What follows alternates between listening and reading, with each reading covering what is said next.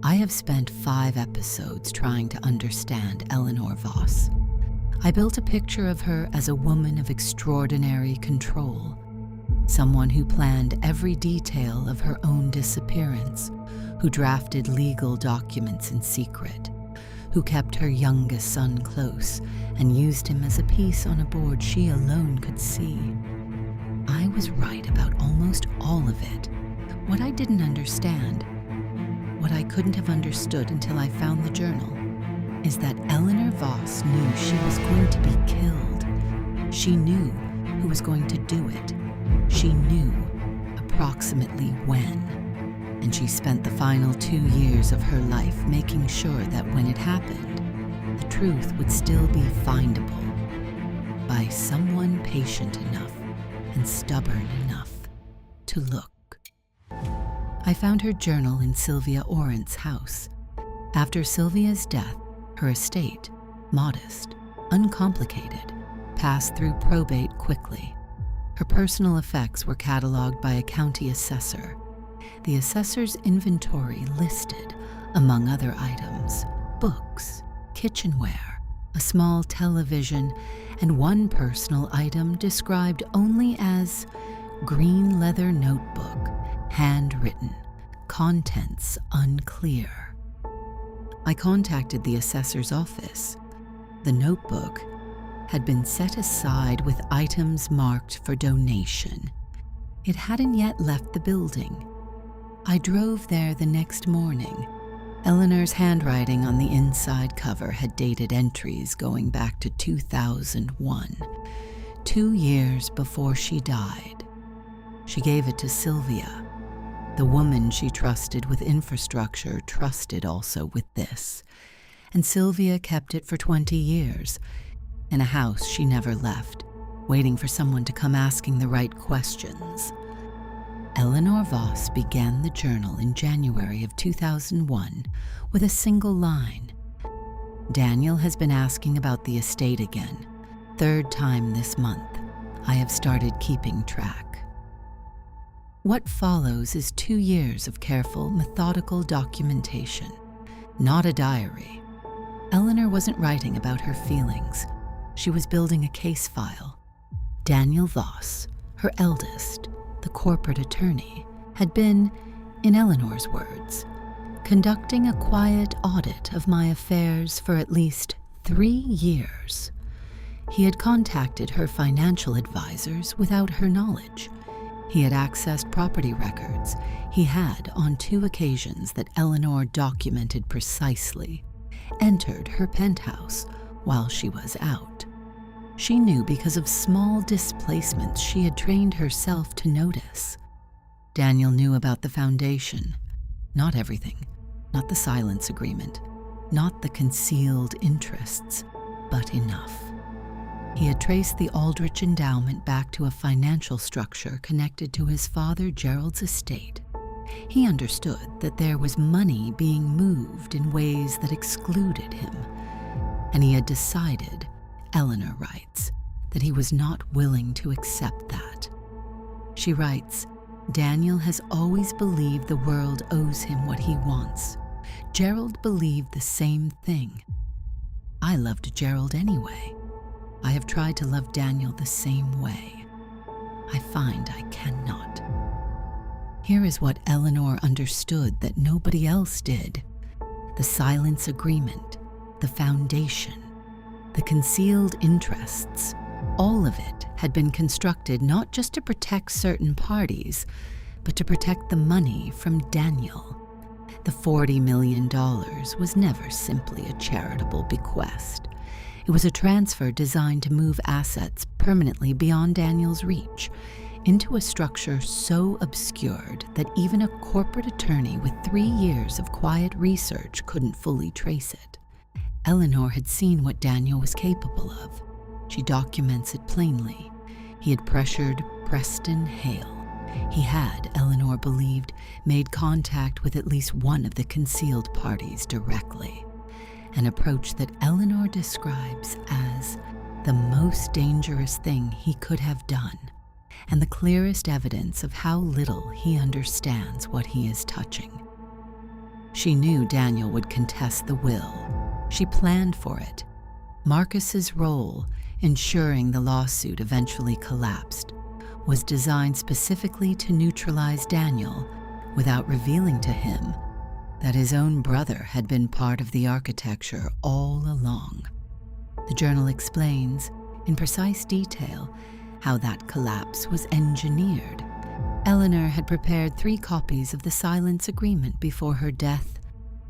One for the archive, one with Sylvia, and 3 sealed envelopes, each addressed to one of her children, to be held by Sylvia until the moment was right. On the morning of March 3, 2008, 4.5 years into the lawsuit, Marcus and Sylvia arranged for identical anonymous packages to be delivered simultaneously to Daniel, Caroline, and a 3rd address for appearances. Inside each package, a copy of the silence agreement, Eleanor's signature on the first page.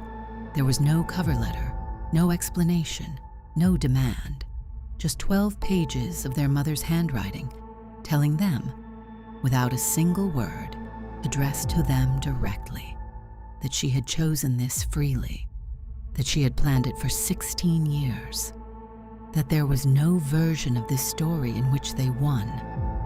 Caroline Voss Hartley stood on courthouse steps that afternoon and told a reporter the family had decided to respect their mother's wishes. She could not look at the camera. I understand now why. What Eleanor did not plan for, what she writes about with a clarity that I find almost unbearable to read, is that Daniel found Preston Hale.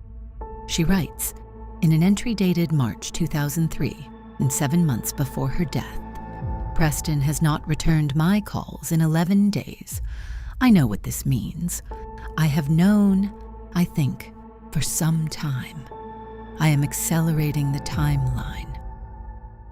Preston Hale didn't vanish after Eleanor's death.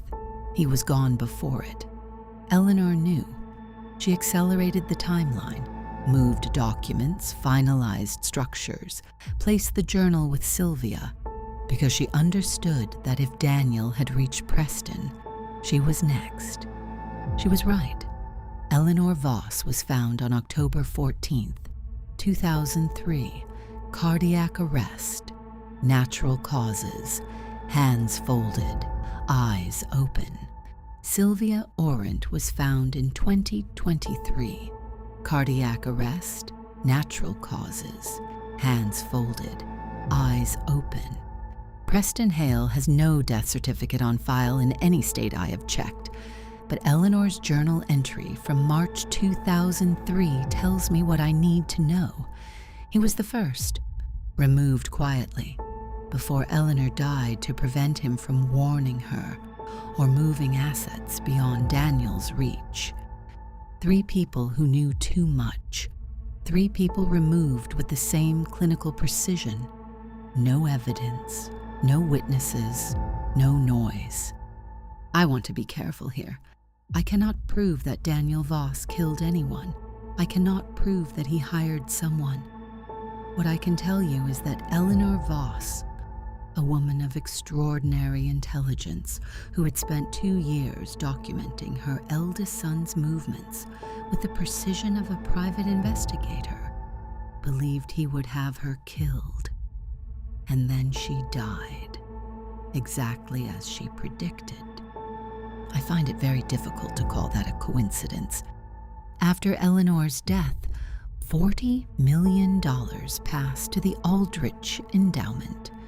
In the months following the lawsuit's collapse in 2008, investigators retained by a private party, I believe Marcus, acting quietly, traced the foundation's assets. What they found is documented in a single page tucked into the back of Eleanor's journal, in handwriting that is not Eleanor's. Marcus's, I believe, though I cannot confirm this. Of the $40 million, $19.4 million was located, distributed across 3 accounts in 2 countries, structured in ways consistent with the concealed interests Eleanor spent her life protecting.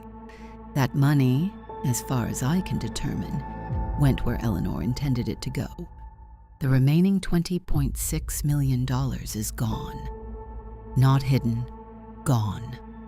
The accounts that held it were liquidated between 2004 and 2007, during the years the lawsuit was active and everyone's attention was on the courtroom, moved through a series of transfers that dead-end in structures I cannot trace.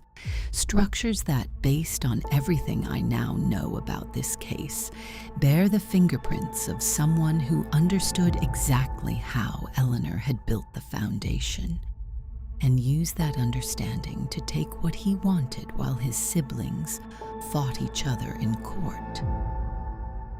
Daniel Voss spent 4 years in that courtroom, not fighting for his inheritance, waiting while the money moved.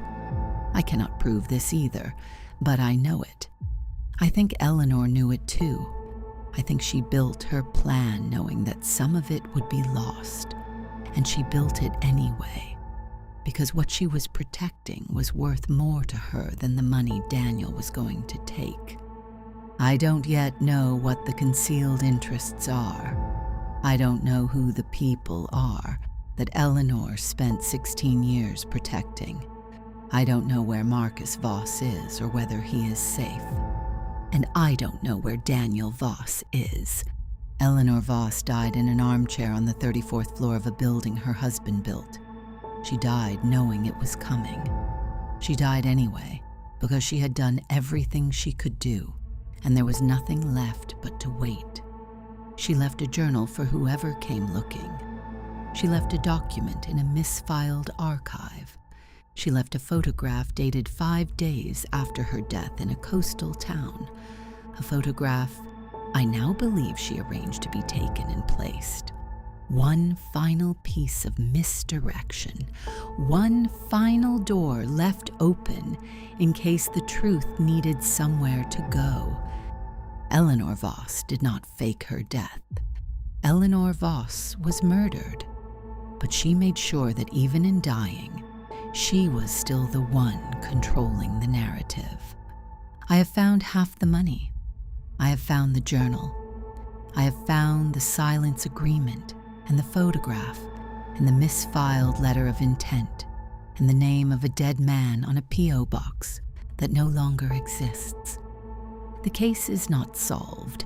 It may never be solved.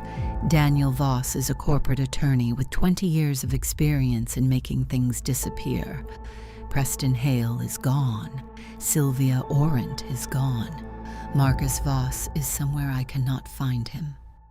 Hopefully, that's the last of the people in this case to disappear. This is the Voss inheritance. If you're still here, you're one of the curious ones. Stick around. The next mystery is already waiting.